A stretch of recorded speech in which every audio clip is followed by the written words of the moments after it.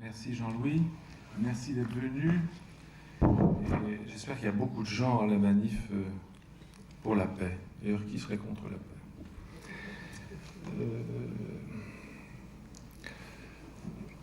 Alors, j'en parlais à l'instant, en aparté. J'ai toujours une certaine pudeur dans le cadre de l'enseignement à montrer les projets aux étudiants. Je parle à mes étudiants, aux étudiants d'école, parce que j'enseignais à l'école de Marne-la-Vallée, et j'ai enseigné pendant 10 ans à l'école des Ponts, d'ailleurs avec Jean-Louis. Et je pense que ça n'est pas dans le rôle pédagogique que de montrer son travail, mais je le fais avec habitude maintenant, partout à l'étranger. Et puis je me suis dit, c'est peut-être l'occasion de le faire ici et de montrer notre démarche de projet, voir comment elle s'articule autour de thèmes qui me sont chers, qui sont la géométrie, la statique et l'usage des matières. Et puis, montrer comment ces projets sont fondés sur la raison. Les raisons, la rationalité. Ces rationalités, je vous parlerai un peu ce soir. Et puis je me suis dit, non, on ne va pas faire ça. Je voudrais vous parler d'un sujet qui me tient beaucoup à cœur, qui est la place de l'architecture dans le monde. C'est un vaste sujet.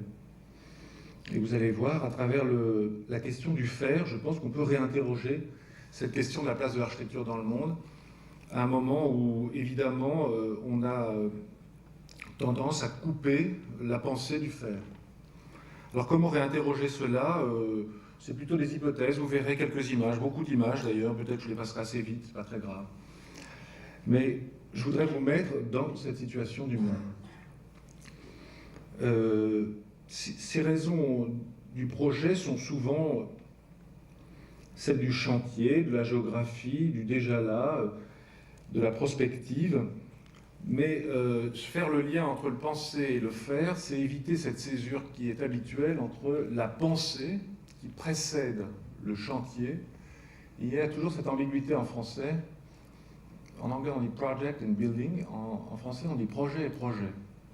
Et cette ambiguïté en français laisse entendre que ces deux choses seraient confondues, c'est ce que j'imagine, mais elle laisse aussi entendre qu'il y aurait une grande séparation, une grande césure entre la pensée antérieure à la fabrication, à la fabrique, et puis d'un autre côté, des gens qui feraient, d'autres feraient pour nous. Et je pense que cette situation-là est dangereuse à différents titres. Si la pensée précède le faire, elle est alimentée par lui. Et alors du tout virtuel, et c'est pour ça que j'ai saisi cette occasion en venant ici pour prolonger ces quelques minutes que nous avions eues dans le cadre de Anymore, non, c'était ça? Où effectivement tout le monde est très fasciné par la place du virtuel, à tel point qu'on considère que le virtuel est bon pour lui, et il est bon en soi, et il est bon, et il est tout d'ailleurs. Et je pense qu'au contraire, aujourd'hui, on est dans une situation très différente. Le virtuel doit nous permettre de nous rapprocher du réel, et j'essaierai de vous montrer comment tout cela peut s'articuler. Pour trois raisons. La première, c'est qu'il y a une question fondamentale qui est le sens des matières. Pourquoi utilise-t-on du bois? Je vais vous montrer un ensemble de tautologismes ce soir. Pourquoi utilise-t-on cette matière plutôt qu'une autre? Quel est le sens de l'usage de ces matières? Et quel sens donne-t-il au projet? Au sens plus large, c'est facile. La deuxième interrogation, c'est notre place dans le monde. Je considère que l'architecture est un art de la transformation, et je vous montrerai beaucoup d'images d'écoles communales, enfin, comme on envoyait à l'école communale, c'est-à-dire la transformation de la planète qui est opérée par l'architecture. L'architecture est un des opérateurs fondamentaux de la transformation de la planète. Je ne vois pas pourquoi nous nous réfugierions dans une pensée abstraite qui se coupe de cette planète. Pour deux raisons, parce que cette planète-là, nous la transformons, que l'architecture la prend, la met en place, la transforme, la broie, la concasse, et puis la recompose. Et moi, je suis très intéressé, je considère que l'essentiel de notre travail se fonde sur la géographie. ou le travail à partir de la géographie. Et en ce sens, il me paraissait indispensable de revenir sur ce que sont ces matériaux et quelle place ils prennent dans la planète. Comme une interrogation, comme on en fait plus beaucoup maintenant. Et puis la dernière chose, c'est ce rapprochement entre le virtuel et le réel. On est aujourd'hui dans une situation qui, au contraire, ne devrait pas nous permettre de nous absenter du réel, mais au contraire de nous en rapprocher, parce que tout converge pour que, à contrario, l'outil de production soit lié à l'outil de la pensée. C'est vrai pour le calcul, auquel je m'intéresse beaucoup évidemment, mais c'est vrai aussi à la fabrication. La fabrication est aujourd'hui très directement liée à la pensée, et je vous en montrerai quelques exemples. Sur le sens des matières, c'est issu d'une réflexion que j'ai eue avec mes étudiants quand j'étais enseignant à Lausanne, où on avait fait ce petit bouquin qui s'appelle Matière du plaisir, et on a essayé de regarder, réinterroger des choses triviales. Voilà. Dans les tautologismes, vous les connaissez comme moi, si je vous demande quel est le matériau chaud, vous allez répondre acier, non. Répondre bois. Si je vous dis c'est froid, vous allez me dire pierre, acier. Si je vous dis poli, vous allez me dire acier. Mais est-ce que c'est la pierre qui est polie? Quelle est la place du temps sur la pierre? Enfin, je vais vous montrer quelques images et on en reparlera. Donc ces questions m'intéressent et à mon avis elles m'intéressent d'un point de vue presque fondamental. On peut s'interroger sur ces questions du point de vue du sens. Et ce qui est intéressant, c'est que c'est une place qui a été prise aujourd'hui par les artistes. Je vous montrerai quelques-uns. On voit ici Bill Viola. Les artistes sont au cœur de cette préoccupation. Ils s'intéressent à la matière pour elle-même, pour vérifier quelle est dans l'usage souvent sculptural, le rôle le sens qu'elle donne et la signification qu'elle a dans l'espace. Nous rapprocher du monde, parce que le processus de transformation est énorme, et la quantité de matière mise en œuvre par nous ne peut pas nous laisser indifférents sur sa provenance et la manière dont on la gère. Et puis c'est une sorte de manière de recomposer un paysage, c'est-à-dire partir de lui pour le transformer et lui redonner une autre nature. Et puis la deuxième dimension dans ce rapprochement du monde, c'est que je pense que les architectes aujourd'hui sont une sorte de fuite, il y a une sorte de fuite en avant là, qui s'installe, qui fait que l'architecture prendrait une valeur d'authenticité à mesure qu'elle s'éloignerait des préoccupations du monde. Évidemment du monde de la planète dont je parle à l'instant, mais du monde construit, de ceux qui le font. Et il est clair qu'on voit aujourd'hui beaucoup d'architectes parler avec dédain de ces heures de chantier qui sont pour moi la mémoire d'un travail accumulé. Le projet, je le vois comme la mémoire d'un travail accumulé, d'un projet partagé, et non pas comme un projet isolé. Si la géographie fonde le projet, il faut lui trouver les moyens de s'exprimer à travers eux. J'entends bien ici ceux qui diraient, mais ils seront peu nombreux, que je voudrais limiter le champ de l'architecture à celui de la construction. Pas du tout. Mais comment s'en abstraire au point, tout le monde est évidemment d'accord avec cette idée que l'architecture n'est pas la construction. Je dis ça parce que, pour ceux qui ne seraient pas venus ce soir, ils penseraient que j'ai dit cela, donc on m'a enfin dit l'architecture n'est pas la construction. On peut regarder ce rapprochement aussi. Je vous parlais tout à l'heure des trois thèmes, statique, géométrie, chantier. Je voudrais vous parler aussi du rapport entre le calcul, l'appréhension du calcul numérique dans son rôle virtuel, d'abstraction du réel, de la représentation, je parle de la représentation virtuelle que nous utilisons aujourd'hui, et de la fabrique d'une certaine manière virtuelle, puisque nous lions l'ensemble de ce processus. Et je pense qu'il est temps de voir comment ces processus de fabrication peuvent avoir une influence sur les modes de pensée, à ce point qu'aujourd'hui, évidemment, l'architecture fabrique des objets uniques, mais l'industrie est au service de ces projets uniques, et le processus que nous mettons en place, entre calcul, images de synthèse et architecture, les fabrications produisent des produits uniques. Avant de commencer, et pour les retardataires, je voulais vous montrer des photos de vacances. Enfin, ce n'était pas des vacances, mais j'en ai profité pour aller dans le sud de la Chine.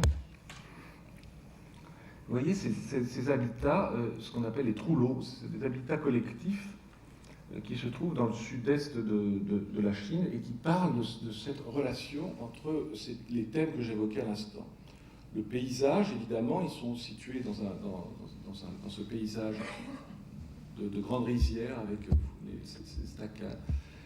C'est des habitats circulaires, ou carrés, ou elliptiques, qui sont faits de formes d'à peu près de diamètre 60 mètres, entre 60 et 90 mètres, et qui ont entre 300 enfin, les derniers ont été construits il y a une cinquantaine d'années, et qui s'installent dans cette relation avec le paysage de manière assez forte et sereine. Bien sûr, ça renvoie à une question d'usage, et c'est bien le sens de l'architecture. Je vous montre ça pour vous dire que je ne m'absente pas des autres champs d'architecture, mais ce soir, je vous en parlerai d'une autre manière. Il parle de l'habitat collectif, il parle d'un type d'habitat collectif incroyable, extraordinaire, donc de paysans qui sont regroupés dans ces grands cylindres, avec une cour intérieure. Et puis il parle de cette matière, de ces deux matières qui sont la terre et le bois. Et j'ai l'impression qu'il y a là une sorte de symbiose qui s'installe entre, vous voyez, l'intérieur de ces cours en bois, l'extérieur en terre, très opaque, l'intérieur est ouvert sur la communauté, voilà, vous voyez donc ces grandes coursives qui s'ouvrent sur l'intérieur de ces grands espaces construits. Bien sûr, ça renvoie à d'autres questions qui sont celles de l'usage de ces matières, et puis ça renvoie à cette question du temps, de la ruine que nous préparons. Pour ces matières du plaisir dont je parlais tout à l'heure, je vous montrerai quelques images. Il y a beaucoup d'images, donc je vais passer assez vite. Bien sûr, il y a l'histoire de la croissance, cette matière qui est là, et qui est une matière vivante à un moment donné, morte ensuite. Et l'histoire de cette densité, de la durabilité, de la trace du temps. Et pourquoi devrions-nous privilégier toujours le lisse sur le rugueux?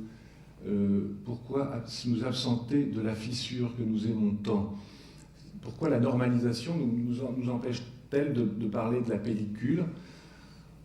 Pourquoi ne pas parler du temps inscrit à travers cette géométrie comme une trace?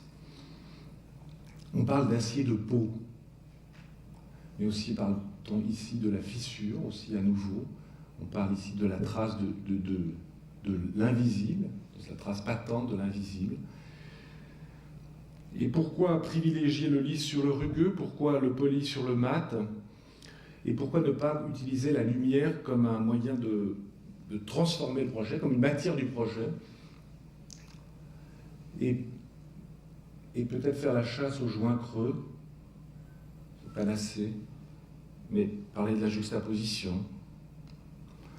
Bien sûr, il faut parler aussi des ordres de la construction, celle des assemblages, qui sont évidemment pour les ingénieurs des choses très réduites d'un point de vue conceptuel pour façonner. Je vous rappelle que la résistance des matériaux a été inventée il n'y a pas très longtemps, il y a 150 ans. Et donc on a réduit beaucoup de choses à travers des systèmes de représentation qu'on retrouve évidemment dans les projets, mais on peut en parler dans la transformation et dans l'assemblage de ces matières, et non seulement de la juxtaposition de ces matières différentes, mais de ces matières entre elles, et de cette liberté des assemblages. Il est aujourd'hui possible d'imaginer d'autres moyens et revenir sur cette impureté. Je vous parlerai beaucoup d'impure ce soir. Le pli, la texture, la trace du temps, la manière dont on peut rigidifier une matière en lui donnant une résistance de forme, mais aussi parler de ses imperfections dans sa composition, du rapport entre l'ordre et le désordre, qui sont des questions fondamentales, dans l'usage des matières et dans l'usage des matériaux. La question de la surface, le bonheur de l'inflexion, celui des textures. Ici, il ne s'agit plus de béton, mais de tissu. Vous voyez, dans la continuité de cette surface, la rigidité, à un moment, est interrogée, elle est ici mise à mal. Et pourtant, on parle du réseau, on parle de la maille et de ses inflexions. Cette question sur le pli, cette question sur la matière, sur sa transformation, sont des questions qui sont au centre des préoccupations que j'évoquerai ce soir. Et puis, j'évoquais la question de notre appartenance au monde. Et évidemment, les artistes sont au cœur de ces préoccupations.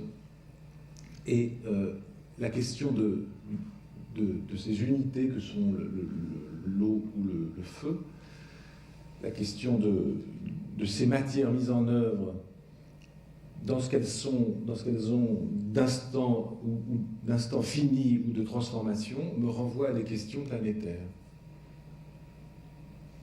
Mais je peux bien vous la laisser. Si vous avez aimé, je vous remettrai du Benguela à la fin. Voilà, comme il est à la mode de présenter des graphes, je ne vous présenterai pas le nombre de mes voyages l'année dernière à travers le monde et le nombre de mes nuits d'hôtel à l'étranger.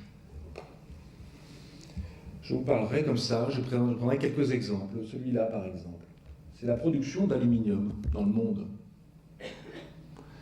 La production d'aluminium, comme vous le voyez, il y avait des mines d'aluminium en France, mais on les a fermées. Non pas qu'elles étaient... on les a fermées pour des raisons stratégiques. Elles n'étaient pas épuisées, mais on s'est dit qu'avant de les épuiser, il valait mieux aller vers la Nouvelle-Guinée, vers la Guinée et vers l'Australie, qui sont les principaux producteurs. Quand l'architecte écrit poignée en aluminium, il met en branle un processus considérable auquel nous appartenons, dans un processus qui nous paraît lointain. Mais l'heure de la mondialisation, elle n'est pas arrivée, elle est là depuis quelque temps. Vous voyez la croissance depuis 30 ans de la consommation d'aluminium dans le monde et la part de la construction dans cet usage de cette matière. Et voilà ce qu'il met en branle. Bien sûr, une transformation radicale des mines, l'extraction de la bauxite, 2,7 tonnes de bauxite pour faire 1 tonne d'alumine, d'énormes usines qui nécessitent toujours une très grande énergie puisqu'elles sont liées à une électrolyse. Il faut 1 tonne 9 d'alumine pour faire 1 tonne d'aluminium. Et ensuite, on peut transformer cela en bande, puis en canette, puis en poignée de porte. Ces quelques images rapides nous montrent à quel point une décision, la plus banale, entraîne une modification, nous inscrit dans la planète et entraîne une modification de celle-ci. Je n'ai rien contre le fait qu'on utilise de l'aluminium. Mais j'ai l'impression qu'il faut que nous nous posions cette question. Bien sûr, j'ai été moi-même dans les feux de l'action à cause du bois, de la forêt que j'avais utilisée sur la passerelle Solferino, prétendant que j'étais une sorte de casseur du monde et quelques jeunes bien intentionnés s'étaient attachés au garde-corps de la passerelle parce que j'utilisais du bois de la forêt amazonienne. Comme vous le voyez, et pour leur répondre, la forêt amazonienne est attaquée. Si vous prenez un État comme le Pará, voilà, en 1976, voilà les attaques, voilà la situation aujourd'hui. Mais c'est vrai pour deux choses. C'est vrai pour la première, qui est celle de l'utilisation du bois du mahogany, c'est un bois dur qui est utilisé essentiellement par les Américains maintenant, 28 000 mètres cubes en 2001, mais aussi pour une autre raison, étendre les champs dans lesquels vont paître les vaches, parce que comme ça on est sûr qu'elles ne mangeront pas de farine. Donc en fait, la question essentielle, ça n'est pas celle d'utiliser ce bois, mais de régénérer la forêt et de savoir comment on peut valoriser ce bois. Bon, je pense que ma réponse est tout à fait, pour en parler si vous voulez, mais elle est: payons ce bois 10 fois plus cher, montrons-leur que c'est leur richesse, et montrons que ce bois qui est le meilleur doit être utilisé pour les meilleurs usages. Voilà quelques images de la transformation. Quand j'achète du bois pour la passerelle ou pour ailleurs, j'évite, d'une certaine manière, je fais cela, et j'évite cela. Parce que de toute façon, ce processus est en marche. Tant que nous ne valoriserons pas cette matière, la route passera et elle transformera radicalement cette forêt pour la transformer en planche, peut-être, Et, les écolos suisses, qui ont un point de vue assez différent de ceux des Français, disent il faut, à contrario, valoriser ce bois, parce que sinon, on s'aperçoit qu'il est utilisé, ce bois qui est magnifique, qui est utilisé à des fins totalement grotesques, pour faire des chaises longues, comme si les chaises longues devaient durer 100 ans, ou des manches de pioche, et parfois, ils ont trouvé la présence de ce bois dans les cure-dents, donc ce n'était pas indispensable. Mais la question qui se pose est bien celle de la relation entre la tradition et la modernité. On le voit avec l'usage de certains matériaux, en particulier ici le bambou, où il a réussi à trouver une forme contemporaine à partir de ces assemblages traditionnels que vous voyez ici et qui sont reconvertis dans l'usage de ces magnifiques échafaudages japonais. Non, pardon, chinois. Je vais glisser quelques projets, parce que sinon mon ego ne serait pas totalement satisfait. Mais j'en ai choisi que quelques-uns. Et voilà un arbre. Il s'agit d'une passerelle, bon, évidemment la plus petite que l'on ait construite. C'est une passerelle qui se trouve à côté de Dijon, enfin dans le Dijonnais, qui est derrière, il y a ici ce qu'ils appellent la maison de la forêt, parce qu'il y a beaucoup de forêts en France, il y en a de plus en plus d'ailleurs. Et donc ici, nous a demandé de faire une installation, d'ailleurs c'est une installation artistique a priori, et qui était celle de faire une passerelle sur les 8 mètres de ce petit cours de rivière. Et on a donc demandé, enfin j'avais dit, dans ce cas-là, le plus simple, ce serait de prendre un tronc d'arbre. Donc on a pris un tronc d'arbre pour franchir 8 mètres, on a acheté un tronc d'arbre de 10 mètres. Et sur ce tronc d'arbre, on est venu greffer une passerelle. Alors, pour ceux que ça intéresse, la géométrie est assez complexe parce que le tronc n'est pas régulier. Le tronc d'arbre est un matériau pas régulier. Je dis ça comme ça. C'est juste pour rappeler les choses, quoi. Mais il n'est même pas tronconique. Et donc, du coup, la courbe de la passerelle qui est engendrée par le rapport entre ce tronc de cône, et qui n'est pas un tronc de cône, et la partie en encorbellement, permet de dessiner une courbe particulière. Voilà une manière de dire comment on peut installer une relation entre manufacture et facture, entre modernité de l'assemblage et permanence de l'usage de ce tronc d'arbre. Je montre assez peu ce projet, mais je crois qu'il est très important. J'aime beaucoup, en fait. Et si on continue comme ça dans la promenade des matières, on s'aperçoit, comme je vous le disais tout à l'heure, que les artistes sont très préoccupés par cela, dans le rôle qu'une matière peut avoir et le sens qu'elle peut avoir dans la transformation d'un espace, d'une géographie, et en s'inscrivant en elle-même, elle peut transcender le présent pour devenir tout autre. C'est évidemment le travail de Richard Long. Mais nous faisons ça, vous allez le voir dans quelques instants, avec des échelles bien plus grandes, bien plus considérables. Et quelle est notre attitude par rapport à ça? Là, il s'agit encore d'une installation, il ne s'agit pas encore d'une carrière, mais ce n'est pas le double négatif, c'est un projet de Michael Eisner, où on voit le rapport au sol, ce rapport au sous-sol. Mais voilà ce que nous faisons tous les jours dans cette transformation d'une carrière, où je vous montrerai les étapes que vous connaissez, mais qu'il est bon de rappeler, des échelles de nos interventions et de la violence la violence positive, avec laquelle s'opère cette transformation radicale. On voit bien comment on a pris ce paysage, comment on le transforme, comment on le transcende pour le concasser, pour le broyer, pour le réduire, pour le pousser, pour le charrier en quantité, en quantité, en quantité.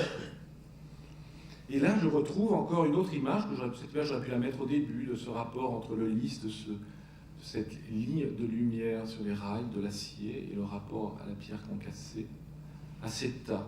Je pense qu'en vieillissant, je vais devenir ascète et je vais observer les tas. Je pense qu'il faudrait passer du temps dans les écoles d'architecture à faire un cours sur le tas.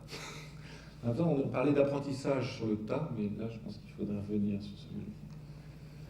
voyez ce que c'est que de l'extraction de sable très lointaine, parce que maintenant la question du transport sur la planète est une question totalement marginale. C'est-à-dire la question, vous pouvez prendre n'importe quoi, n'importe où, la part du transport est devenue, on le voit parfois avec quelques écueils, est devenue une question qui devient marginale dans le coût de la production de ces éléments. Mais vous voyez l'échelle de ces éléments, la machine qui transforme ce paysage. Pour en faire quoi? Voilà. On reste là? On continue?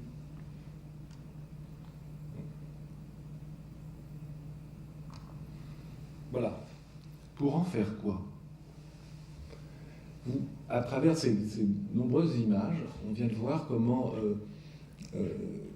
ce sable de rivière, qui n'est pas du sable à partir de pierres concassées, très différent, il est roulé, peut devenir du béton, alors que s'il est concassé, il peut devenir aussi du béton. Mais quel autre type de béton? Quelle nature a-t-il révélé? Parle-t-il du lieu de son extraction, du lieu de sa fabrication? Parle-t-il du transport? Parle-t-il de ce qu'il était, de ce que ce paysage sera, à l'image de ce mur qui parle du temps, de la transformation, de l'assemblage de matériaux différents, de cette pierre et de cette arche, une structure qui a été bouchée, transformée, elle a un autre sens, quelques traces ici, de mise en œuvre. C'est de cette mise en œuvre dont on parle. Et puis j'étais toujours très intéressé par ça. C'est la manière de couper les tranches en pierre. Les pierres en tranches, pardon. Vous voyez, pour en faire quoi? Je vous montrerai dans un instant un projet qui était fondé sur cette hypothèse-là. L'hypothèse de la... Vous voyez, à Paris, il y a une hypothèse assez simple. Si vous voulez construire à Paris, enfin peut-être que ça a changé, mais si vous voulez construire à Paris récemment encore, il fallait obtenir un permis de construire. Pour obtenir un permis de construire, il y a une manière simple de l'obtenir. Construire en pierre.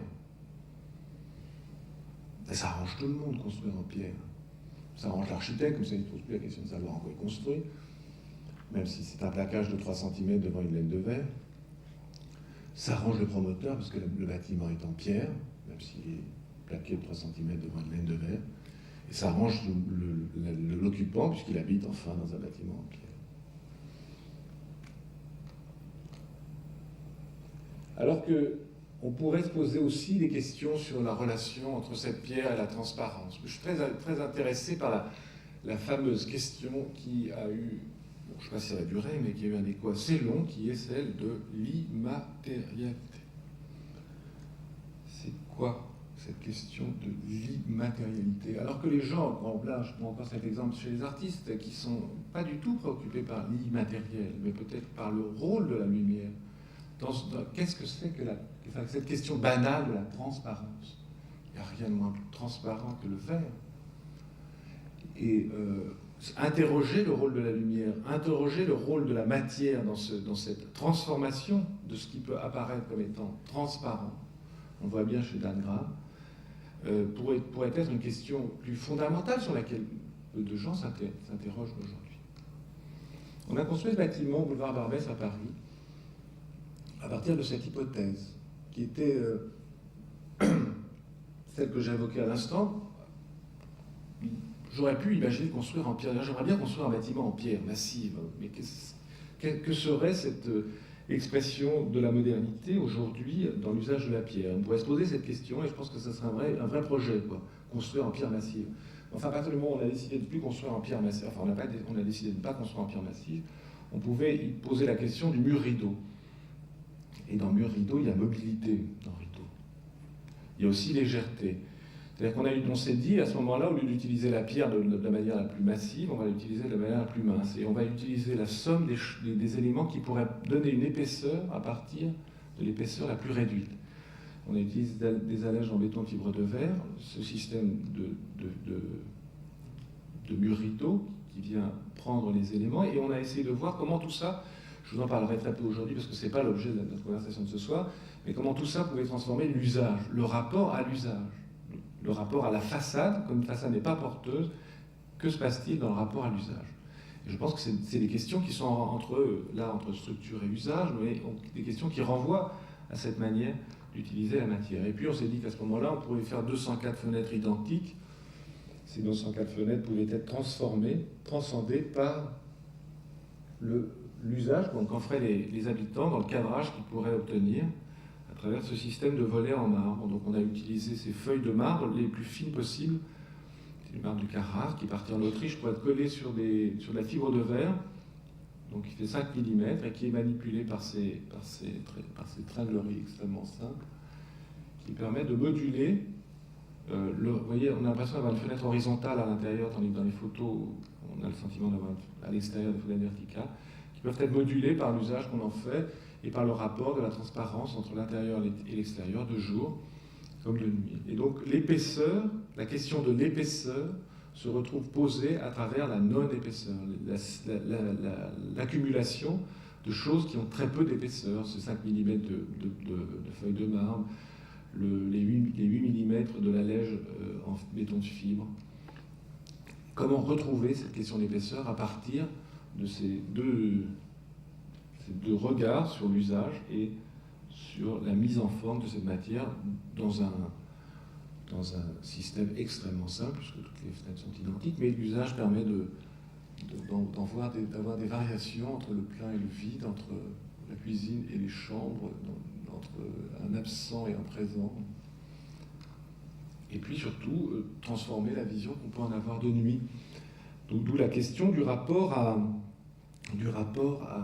cette matière, cette matérialité-là, et dans un questionnement très particulier qui était celui du rapport au logement social. Eh bien, je continue ma promenade et me voilà maintenant devant un tas de coques, j'ai toujours du mal à dire. C'est aussi de cela dont on parle, et nous particulièrement, puisqu'on utilise beaucoup l'acier. Vous voyez à quel point ces paysages sont mis en œuvre, ils sont réglés, ordonnés à travers les différents types de minerais qui vont être réassemblés, exportés à plusieurs dizaines de milliers de kilomètres parfois. Et puis cette quantité d'énergie, j'ai oublié de dire tout à l'heure qu'il fallait quand même 30 000 kWh pour fabriquer une tonne d'aluminium, et 2000 kWh pour fabriquer une tonne d'alumine. Mais on voit aussi cette énergie, cette partie essentielle de la planète, qui est mise en œuvre ici, dans ces antres retrouvés, mise en forme à travers des objets, des ouvrages d'une extraordinaire complexité, d'une extraordinaire simplicité. Et puis la trace et la rigueur de la découpe par rapport à la rugosité de la tranche, avant de venir cette installation, ce rapport au paysage, mais aussi à la matérialité dont je vous parlais tout à l'heure, celle-là, cette trace du temps, cette matière qui se transforme, qui vit et qui donne vie à cette installation. Je pense que, évidemment, comme moi, vous accorderez pour dire que si Richard Serra construisait en pierre, il ne construirait pas de la même manière, et s'il construisait en inox poli, miroir, ces installations n'auraient pas le même sens. Pourquoi, en architecture, cette question ne traverserait pas nos préoccupations? Je vais vous montrer quelques projets de machines, des machines, parce que, encore une fois, je pourrais, et je l'ai fait ailleurs, parler de ces projets en d'autres termes, notamment dans cette installation paysagère de cette plaque de 300 mètres sur 300 mètres. Et ce soir, je vais essayer d'être cohérent et revenir sur la manière dont on a essayé de transformer cette matière pour la mettre en œuvre. Ici, il s'agit du péage des Éprunes, qui fait donc, la plaque fait 300 mètres par 300 mètres, mais c'est ces 3 éléments de 70 mètres qui sont façonnés à partir de ces palmes qu'on a mis au-dessus de la tête des gens les péagers, quoi. Donc c'est des gens qui ramassent de l'argent, donc c'est une sorte de feuille posée au-dessus, comme sur la tête d'un nabab qui ramasse l'argent au passage. Mais j'avais dit que je n'évoquerais pas les raisons de ce projet, mais plutôt cela. Dans la question qui me préoccupait beaucoup, c'était comment façonner cette tôle avec une double courbure, et non seulement dans l'élévation, bien sûr, hein, mais dans son propre plan.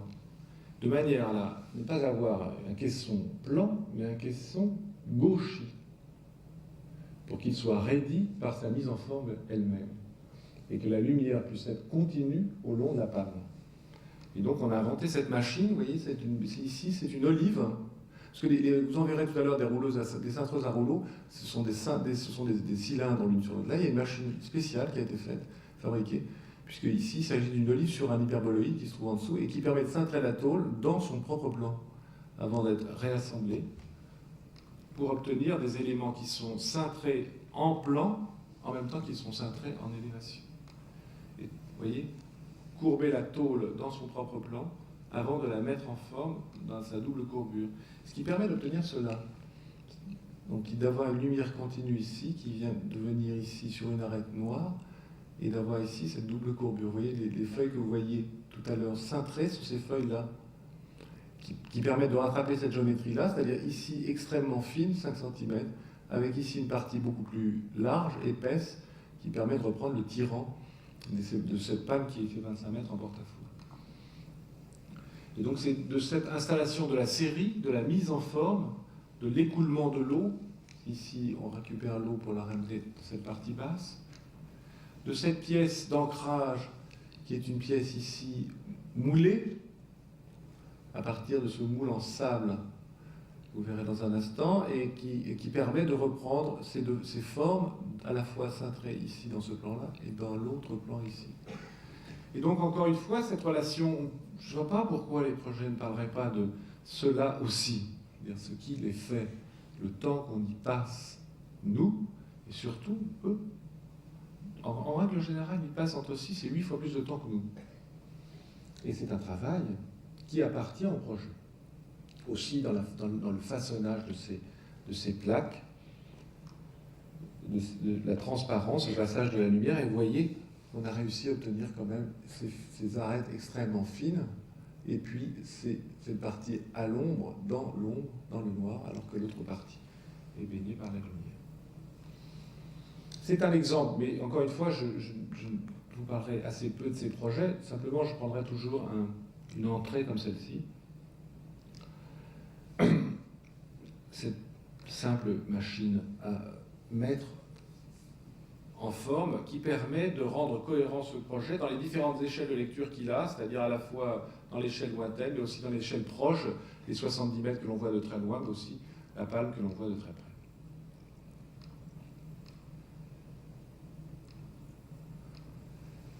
Pour ce projet de Montreuil, c'est une autre machine qu'on avait, c'est une couverture de stade à Montreuil, c'est une autre machine qu'on a mis au point, qui était une machine qui permettait d'emboutir de la tôle avec des grains comme ceci, des petits points, qui permettaient de la raidir et en même temps, parce qu'elle est très fine, et en même temps de lui permettre de varier sous la lumière.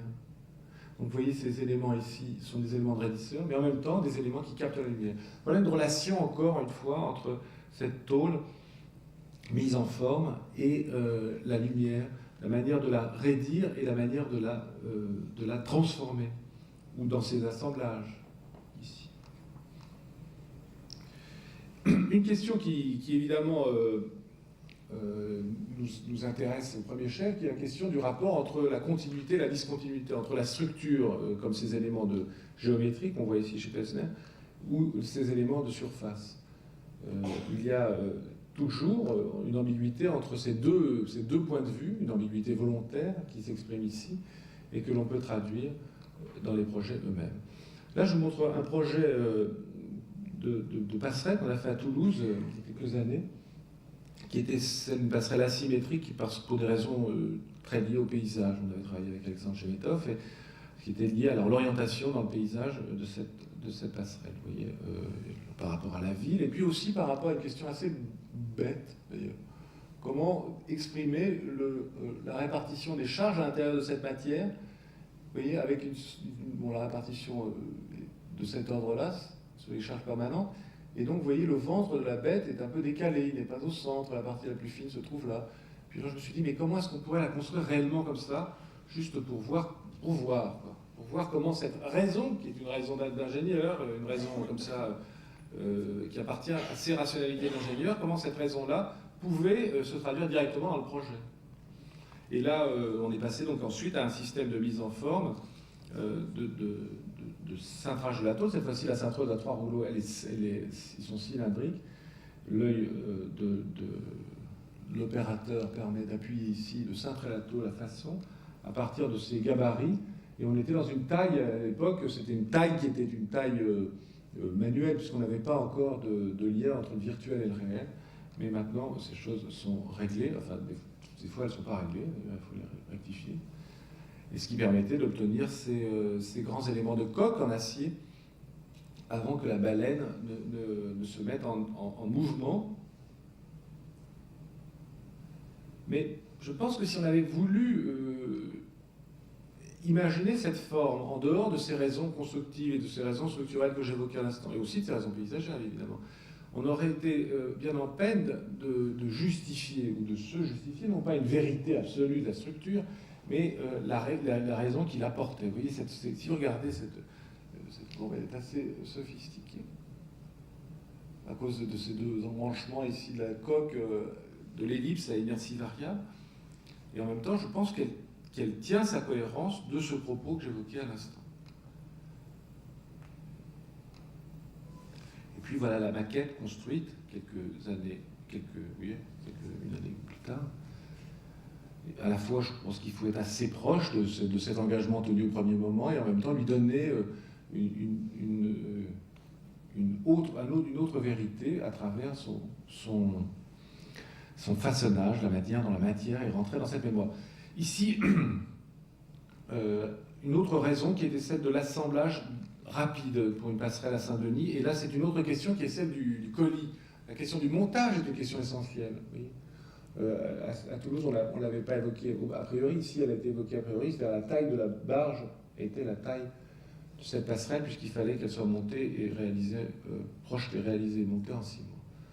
Et donc, tout ce rapport au montage devient une condition essentielle du projet, et la variation de cette forme est fixée par ce rapport à la poutre isostatique qui est pourtant sous-tendue par cet arc.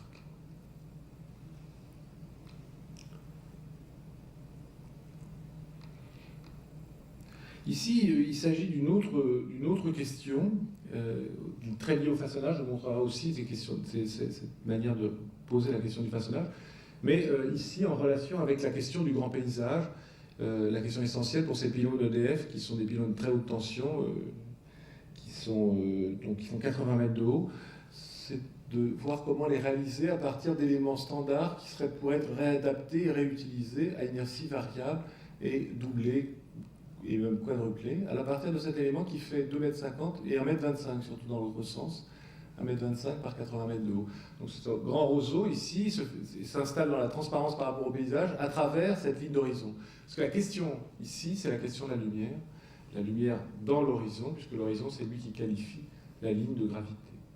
Et donc c'est pour cela qu'on a inventé ce système qui permettait d'avoir ces éléments transparents, ajourés dans la partie basse et opaques dans la partie haute.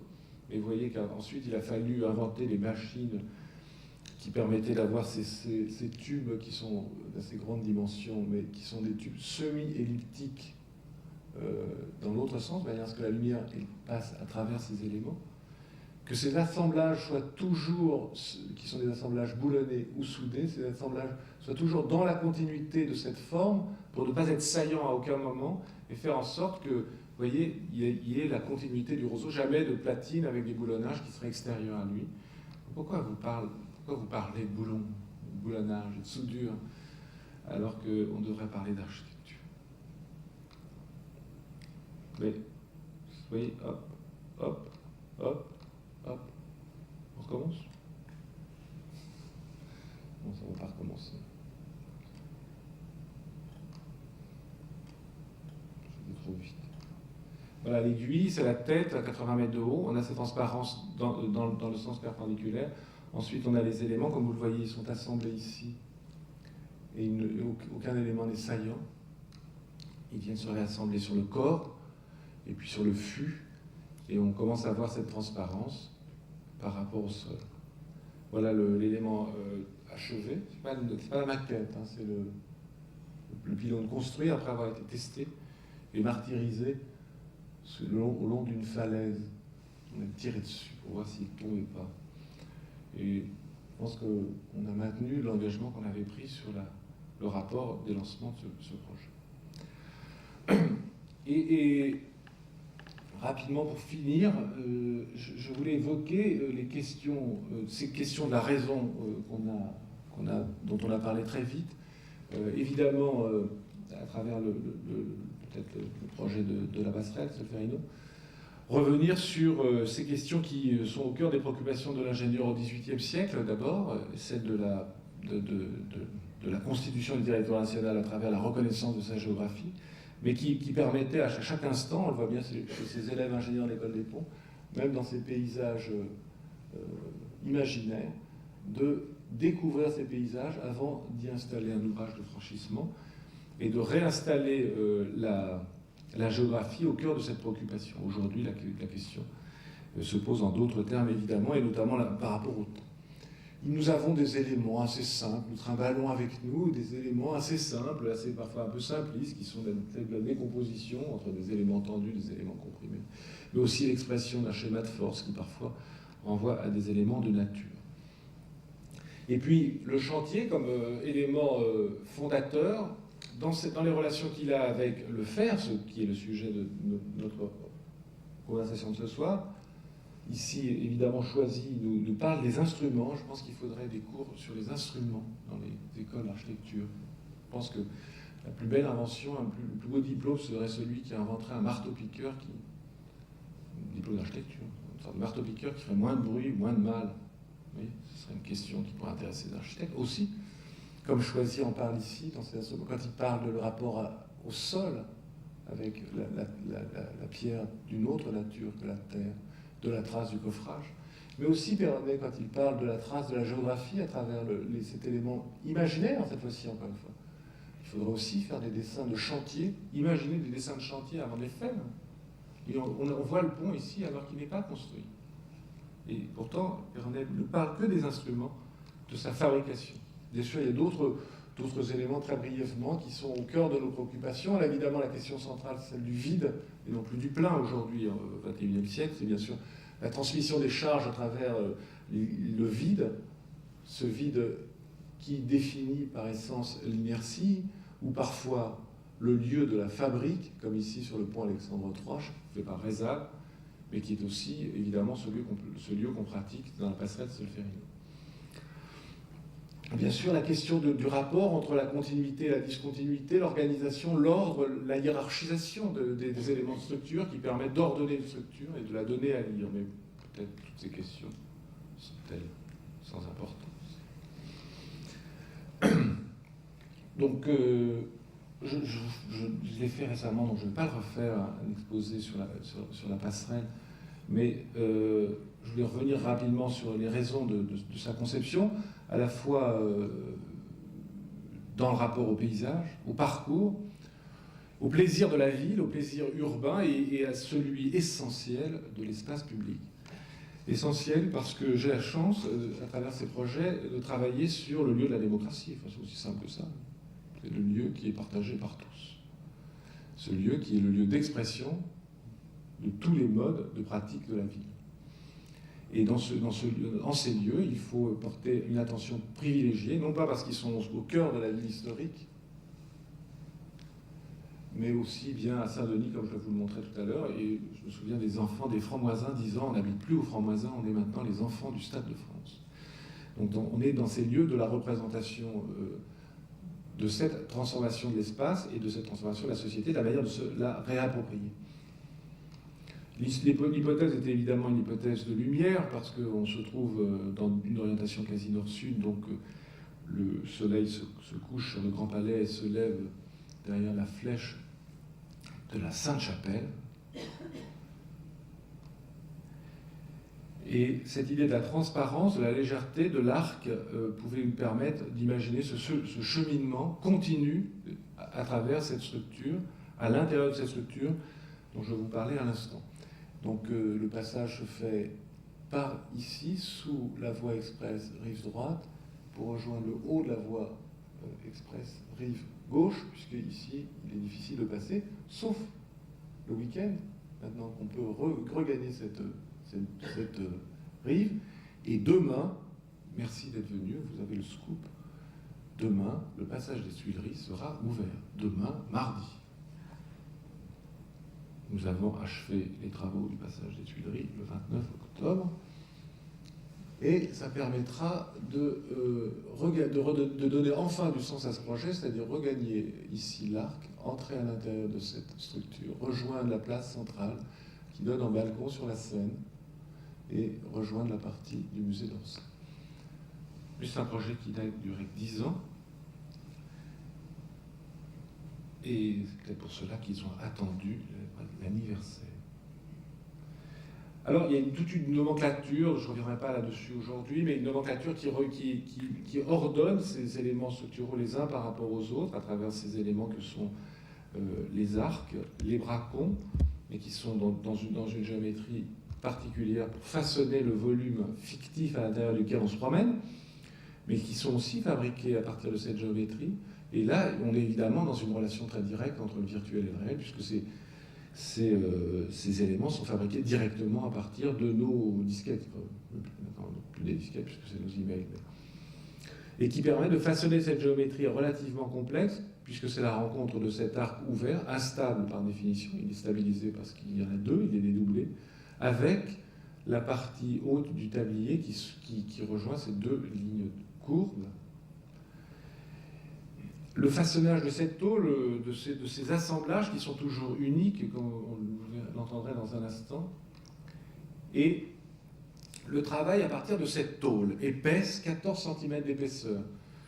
14 cm d'épaisseur par 55 cm de large, qui a été découpée dans le mauvais sens. Il fallait inventer une machine pour la découper ici, la chanfreiner dans son épaisseur, la réduire dans son épaisseur. Pour lui donner 5 cm de rive à la rive. Ensuite, on l'a grugé et permet d'avoir une ligne continue ici à partir d'assemblages qui sont toujours soudés. Mais voyez, les éléments commencent à se hiérarchiser. Ici, vous avez un élément plein, vous avez un élément sailli.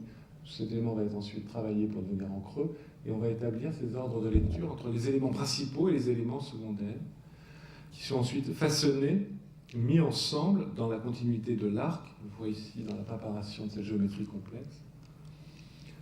Mais si vous avez 5 minutes, je vais vous montrer le film d'Odile. On a 5 minutes ?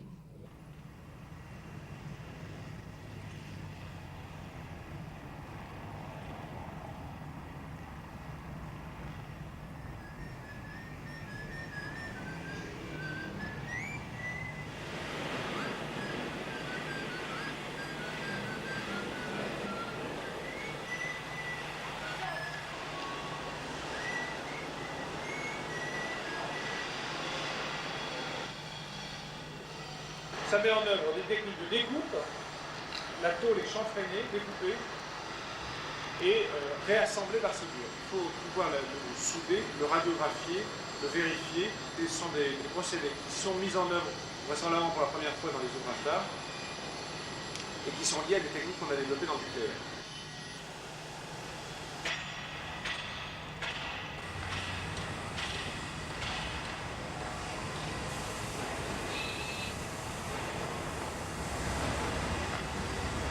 Non, je ne me rendais pas bien compte que j'allais faire une passerelle au-dessus de la Seine, en plein cœur de Paris. Pour moi, c'était le boulot, je suis venu là pour faire mon boulot. Tout cela se fonde sur un site, sur un lieu qui donne la distance, par exemple, 106 mètres, un gabarit de navigation. Ça fonde le projet ici et par ailleurs. Et la fonction de la passerelle, c'est tout de même, je pense, relier le jardin et Tuileries et au musée d'Orsay. Donc c'est un changement de vocabulaire qui est autorisé par le fait qu'on puisse avoir un arc continu, soudé par tronçon et remis en continuité.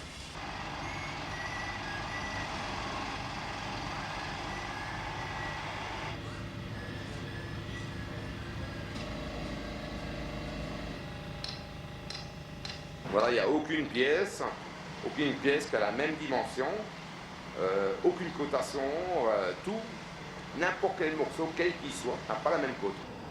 Rien n'a la même forme. Je veux dire, chaque pièce qu'on monte, que ce soit des étriers, que ce soit des traverses, il n'y a pas une ligne droite. Hein.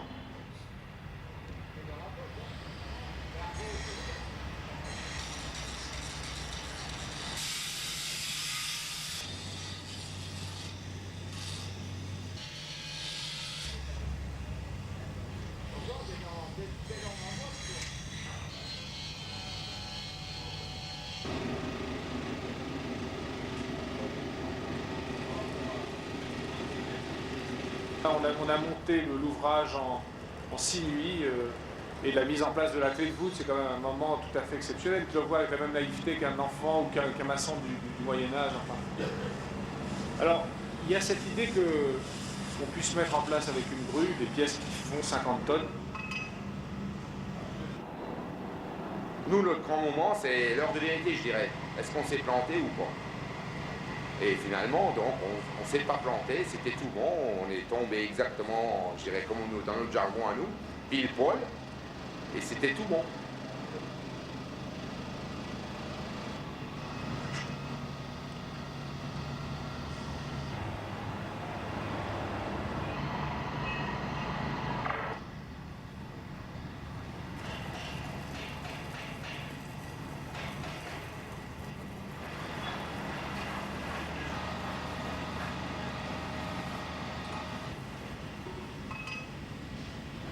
Ouais, 12 fois 6,5, ça fait ouais, quand même plus de 80 kg. C'est à 150 kg entre 1, 2, 3, 4. Là, c'est un cassable. C'est pas cassé. Les détails exacts du poids, mais ça doit faire de l'ordre de 1000 tonnes. Quoi. La structure. Donc 1000 tonnes, on a mis, je dirais, en gros 2 tonnes de métal d'apport.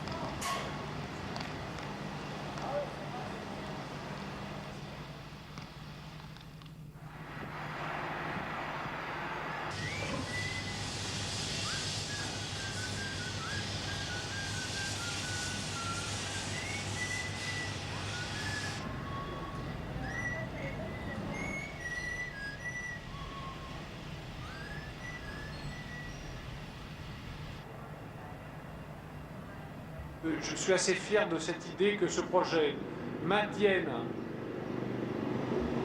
son objectif initial, qui était évidemment d'être extrêmement léger, peu présent dans le site. Je crois que ça fonctionne à peu près bien. Mais en même temps, la technologie, pour moi, elle n'est qu'au service d'un projet urbain. Attendez le grand pas.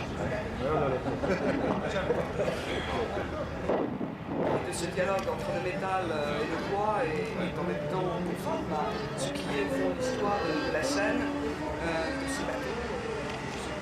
10 000 heures de pensée, 30 000 heures de chantier, ça fait 40 000 heures qui font un projet unique.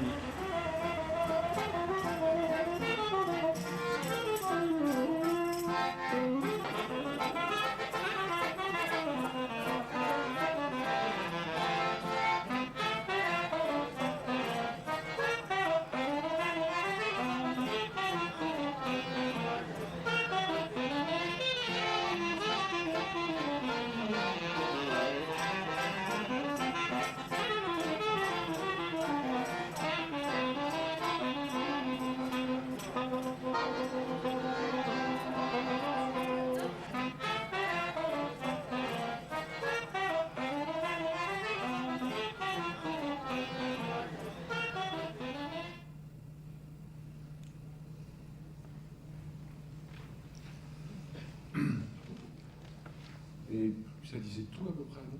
Merci Odile. j'ai pas fini moi, mais je vous remercie Odile. Oui, merci Odile. Oui. Oui, pour finir là-dessus, ce travail a été fait dans une collaboration assez étroite avec cette hypothèse que j'évoquais depuis le début, avec cette collaboration avec les entreprises, mais à travers cette hypothèse que j'évoquais au début, de la manière de faire, et on s'est toujours préoccupé de cette question-là, se faire comme une manière de penser le projet dès son origine. Et puis, l'espace a été lié à ces trois composantes que j'évoquais tout au début, la géométrie, la structure et la matière. Mais à partir de ce projet urbain, évidemment, on a développé cette ouverture et cette fenêtre sur le ciel qui était pour moi l'essence même de ce travail. Mais voilà, souvent on se pose cette question-là, c'est-à-dire qu'on ne la voit pas, quoi. Alors, des fois j'ai des angoisses en me disant, mais peut-être j'aurais pu la peindre d'une autre couleur, ou la faire d'une autre, qu'on la voit, quoi. Voilà, on ne la voit pas, donc c'est bien. Enfin, je ne sais pas si c'est bien, enfin c'est comme ça. Juste, je voulais finir sur une image. Oui, enfin ça c'est une idée d'un projet. Je ne vais pas me parler des projets en cours. Nos projets en cours sont d'une toute autre nature. Bien sûr, ils prennent ces préoccupations, mais ils sont entre virtuel et réel. Ici, on voit, c'est un truc que j'ai pris cet après-midi à l'agence, un plan en cours de fabrication où on voit ces éléments-là qui sont des éléments de section du mât. C'est pour la passerelle qu'on fait entre Strasbourg et Quai. Ces éléments-là sont aujourd'hui pensés dans la manière de les mettre en œuvre et surtout de les débiter directement. C'est-à-dire qu'on est dans un processus de fabrication qui est en même temps lié au façonnage, à la raideur, à la raideur et à l'inertie de ce pilote qui est assez complexe, et en même temps à la manière de façonner. Il s'agit d'une passerelle qui se trouve là, entre Strasbourg et Quai, et ici, on voit le pont de l'Europe, la passerelle se trouve ici. Mais toutes ces questions que j'évoquais tout à l'heure sont des questions, je vous les montre simplement pour vous montrer comment, dans un processus de projet, on intègre cette dimension à la fois, je pourrais être très long parce que c'est une dimension calculatoire assez complexe, parce que la portée de l'arc central fait 277 mètres, donc on est devant des difficultés de relation, notamment au vent, etc., qui sont assez complexes. Mais en même temps, à chaque instant, le calcul comme un moyen de projeter, et puis la pensée de la fabrique, et puis bien sûr ce grand looping. Et puis si je pense que un jour, la prochaine conférence, si tu m'invites Jean-Louis, je ferai une conférence sur le théorème de Gödel et les bandes de Möbius, parce que ça m'a l'air d'être plus d'actualité. Et je pourrais très bien le faire à partir de ce projet quand on aura réalisé. Juste pour finir, je voulais vous montrer ça. Voilà, j'ai commencé par les Trullo, l'habitat collectif en Chine, là, dans le sud-est, et puis voilà, ça c'est une photo que j'ai faite la semaine dernière à Pékin. Donc, ça ressemble à des bâtiments de logement collectif normal à Pékin. Il faut qu'il soit rose et bleu, parce que là il n'y a pas de verre fumé, mais enfin ça pourrait être fait à peu près partout, quoi. Mais regardez bien cette image. Voilà, c'est les balcons. Vous voyez,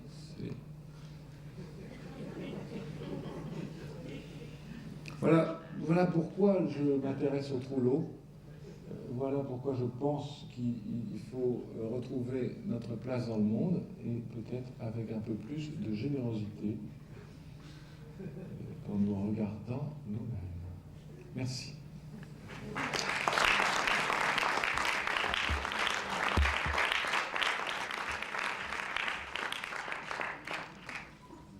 J'ai une autre question, puisque vous parlez d'architecture et vous parlez d'architecture et de matière. Et moi, ce que j'ai surtout vu dans le film, c'est de la géométrie, de la structure. Et je pense que, moi, votre compétence, je l'ai vue là, j'ai vu dans ce domaine-là. Et une compétence d'ingénieur, mais aussi une compétence de quelqu'un qui sait ressentir les formes et les structures. Donc je crois qu'il n'y a pas besoin d'ajouter à ça un discours sur l'architecture, le paysage, puisque ce travail se suffit en lui-même. Et je voudrais savoir justement si vous pouviez me préciser en fait ce que vous ressentez devant ces formes, devant une géométrie. Alors, je ne partage pas votre point de vue sur la première, mais c'est gentil de l'avoir dit comme ça, sans véhémence.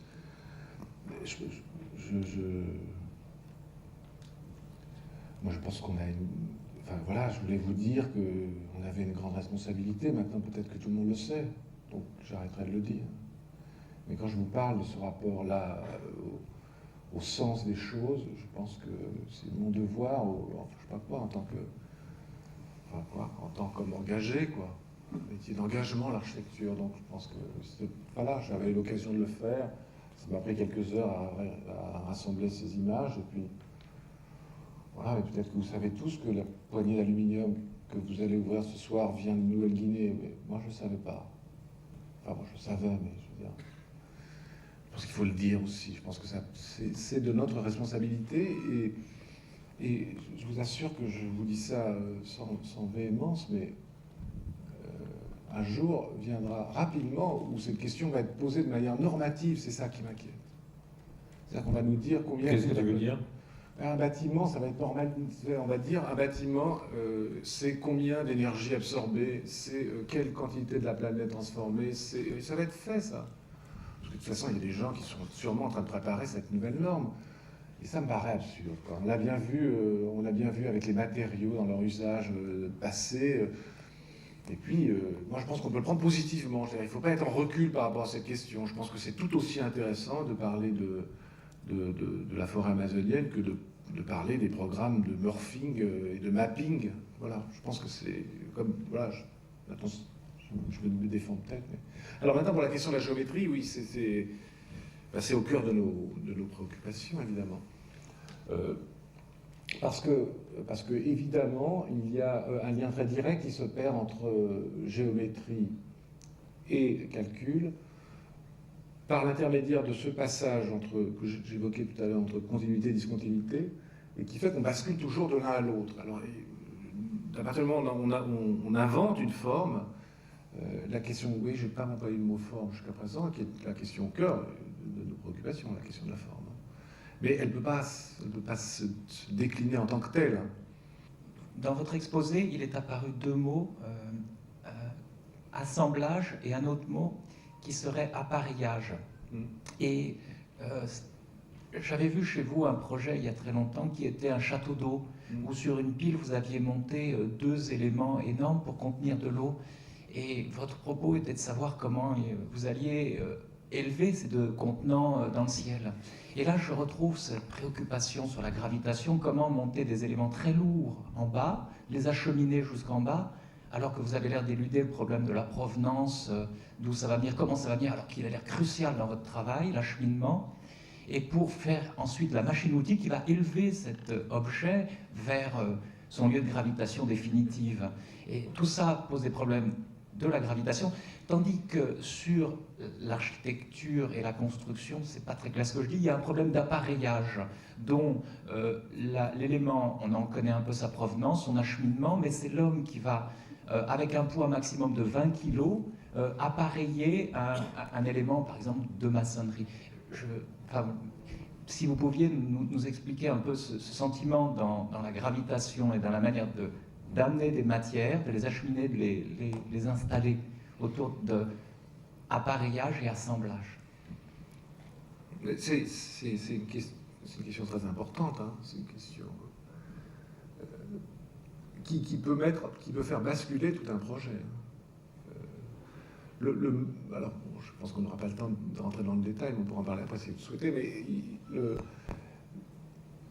on voit bien que dans l'usage des matériaux, il y a à des moments donnés une copie d'un matériau ancien, enfin l'acier copie, le fer copie la pierre, puis le fer prend son autonomie, la fonte, puis l'acier.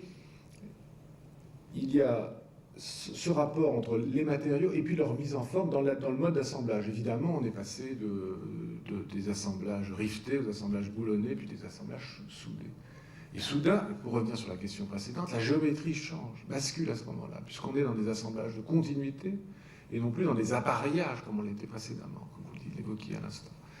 Et notre propos, c'est aujourd'hui le même, d'ailleurs le même que j'imagine Rezal en 1900, comment trouver un vocabulaire adapté aujourd'hui à ces nouvelles conditions de production et de mise en œuvre. Et quand vous parliez de rapport gravitaire, je l'évoquerai sous deux aspects. D'abord, sur l'aspect qui me paraît le plus important, du rapport à la lumière. Je pense que c'est l'essentiel. Pas dans la légèreté, hein, mais dans le rapport à la lumière, les transparences, etc. Et dans le projet que vous évoquiez, qui était un concours qu'on avait fait pour des châteaux d'eau à Villejuif qui n'ont jamais été construits, c'était cette question-là, comment soulever tout cela, et pré-contraindre l'ensemble. Mais c'est vrai aussi à Solferino avec cette grue qui vient de Rotterdam. C'est vrai, là on vient de monter un pont à Toulouse, où simplement le mode de projetation a été fait autour de l'idée qu'on pouvait construire le pont sur le côté et le tourner. Et ça bascule totalement l'univers, parce qu'on peut réassembler les éléments soudés. Bien sûr, c'est difficile de souder au-dessus de la voie. Enfin, toutes ces questions sont des questions qui sont à la fois celles de la fabrique et qui renvoient à des questions plus fondamentales sur les modes de mise en œuvre dans la relation qu'elles établissent avec, dans la relation qu'ils établissent avec des questions aussi fondamentales que celles que vous évoquiez, madame, de la géométrie, par exemple. J'ai oublié les assemblages collés. Les assemblages collés, je pense que l'assemblage soudé, c'est le début de l'assemblage collé, quoi. Soudé, c'est par cordon, collé, c'est par surface. Oui, mais c'est dans l'expression qu'on en a, c'est-à-dire celle de la continuité d'une... Peut-être, mais c'est une vraie question qui va se poser, oui. Oui. Mais ce qui m'intéresse dans les assemblages collés, c'est quand ça se décolle. Quand tu prends deux parties, tu prends deux plaques, tu les colles l'une contre l'autre et tu tires. Je me suis toujours demandé comment se répartissait la colle. Parce que c'est comme la photo du crabe de tout à l'heure, non? C'est une sorte d'univers-là, de tension entre ces deux éléments sur lequel on devrait travailler, je pense. Enfin, je vous évoque la colle. Peut-être rien à voir. Oui, il y a une question là-dessus. Quel est votre degré de liberté vis-à-vis des calculs de résistance matériaux, des coefficients de sécurité, des modèles théoriques de la RDM? Aucun. Aucun et tous. D'abord, aucun parce qu'on est évidemment dans un univers extrêmement réglementé, normalisé, etc. Donc on n'a aucune latitude. Donc quand on fait ce projet pour les pylônes EDF, on nous dit ça va pas tenir, on va faire des essais, on va les construire, on essaie. Bon, ça tient heureusement parce que sinon c'est moi qui repayais l'essai. 1 million de pièces. Bon, bon, on prend des risques. Voilà, il faut prendre des risques par rapport à ça, mais on n'a aucune latitude. Et puis on les a toutes parce que il faut être honnête. Je crois que d'abord il faut dire, redire que la raison est plurielle. Et la raison de l'ingénieur est plurielle. Elle n'est pas unique. Il n'y a pas une solution unique. Elle a une question unique. Il y a des multitudes de réponses possibles. Cette multiplicité-là, elle vient bien de la multiplicité des raisons, de la rationalité de l'ingénieur. Elle n'est pas unique. Il ne faut pas imaginer, oublier tout ce qu'on vous a dit sur la solution unique à une question unique dans les années 60. Enfin, ça a amené à des scandales dans le bâtiment, ça amène à au même scandale dans les ouvrages d'art. Hein. Des solutions comme ça, idéales. Enfin, l'ingénieur, il a un vrai problème avec l'idéal. La question absolue, la réponse absolue. Mais on va évoluer dans deux sens. D'abord, la résistance des matériaux elle-même. Je rappelle qu'elle balbutie, cette résistance des matériaux. Et qu'on calculait le CNIT avec une règle à calcul. Donc c'était hier. Quoi. Donc tout ça balbutie. Aujourd'hui, on fait des calculs aux éléments finis très facilement. Et puis même la théorie, si vous voulez, la théorie de l'élasticité, sur des éléments de rotule, d'articulation, tout ça est très rudimentaire. C'est bien plus complexe que ça. Rien n'est totalement encastré, rien n'est totalement articulé. On est dans un monde qui va varier entre les deux. On voit bien maintenant avec les calculs de résistance plastique et non pas les calculs élastiques. Enfin, il y a toute une théorie là que moi j'imagine très belle dans la transformation qu'elle va avoir et l'influence qu'elle va avoir sur les structures. Et puis, bien sûr, les matériaux ont des caractéristiques qui évoluent assez rapidement, bien qu'on construise aujourd'hui avec des coefficients assez proches de celui de la Tour Eiffel. Assez proches de celui de la Tour Eiffel. Oui. Je voulais revenir sur cette référence au modèle ou à l'univers biologique qui a été importante à certains moments de ta réflexion. Je pense notamment, encore une fois, à forme et structure, à quelques images que nous avons montrées tout à l'heure. Est-ce qu'aujourd'hui, les moyens de calcul et de représentation informatique permettent de faire des hypothèses plus avancées sur ce point? Est-ce que ça reste toujours simplement des métaphores directrices, ou est-ce qu'on peut vraiment essayer des contaminations plus fines entre le biologique et le technique? J'y pense en voyant les vertèbres de ces passerelles et certains systèmes qui semblent avoir migré depuis des planches de manuels d'anatomie. Bon, il est clair que l'inspiration n'est pas la copie, quoi. Je veux dire, on n'est pas, personne ne peut imaginer construire. J'ai quelqu'un qui m'a dit un truc vachement bien l'autre jour qui n'avait rien à voir avec l'architecture. Il m'a dit, je n'avais pas pensé, il m'a dit, quand on rentre dans la passerelle, on est dans la gueule de la baleine. Tu sais, dans la référence à, c'est quoi là, pardon, Jonas, voilà. Donc, comment ça s'appelle les dents, les fanons. Voilà. Il disait ça, et je pense que j'avais pensé, je trouve que c'était pas mal comme référence, peut-être plus métaphorique. Pour répondre plus précisément à ta question, je pense qu'on va apprendre beaucoup de choses. On va apprendre beaucoup de choses, et ça c'est palpitant, enfin, je veux dire, c'est enthousiasmant. De la bionique, et peut-être du rapport, parce que dans les biotechnologies aujourd'hui, c'est le rapport entre le vivant et les techniques. Donc là, moi je pense que il y a des transpositions absolument à faire sur des ouvrages qui seront pour nous plus vivants plus vivants que les balcons, enfin plus vivants même que les structures qu'on fait. Il faut imaginer des structures réactives, comme on fait en biotechnologie. On peut imaginer que les structures ne soient pas simplement gravitaires, on peut imaginer que les charges, les hypothèses de charge et de surcharge, les charges n'évoluent pas, mais de surcharge évoluant, on puisse avoir des structures qui réagissent. On peut imaginer... À mémoire de forme ou autre. Ah oui, mais surtout d'anticipation. Je veux dire, pourquoi dimensionner les structures pour le vent maximal? Peut-être qu'il faut les dimensionner pour le vent maximal quand il y a moins de personnes, ou qu'elles réagiraient, qu'elles pourraient se tordre à ce moment-là. Enfin, je pense qu'il y a plein de choses dans ce domaine-là. Je pense qu'on est... Mais c'est vrai que ça vient, c'est bien que tu évoques cette question-là, ça vient du champ des biotechnologies. Maintenant, la comparaison morphologique me paraît intéressante, mais voilà quoi. Et je pense qu'elle n'est pas... Elle est fondatrice quand elle me permet de reconnaître la question de la discontinuité. Voilà, ça c'est une question qui... Bon, comment est-ce qu'on fait qu'une structure d'apparence continue puisse avoir une résistance discontinue? Bon, ça c'est vrai que tu regardes une aile de mouche, c'est de ce point de vue-là assez fascinant, quoi. Mais maintenant, elle ne va pas construire des ailes de mouche. C'est une question d'échelle aussi, une question de cadrage. Bien sûr, bien sûr.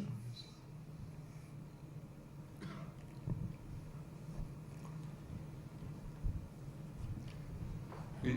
Ah, il y a quelqu'un au fond là qui a une question. J'en ai une.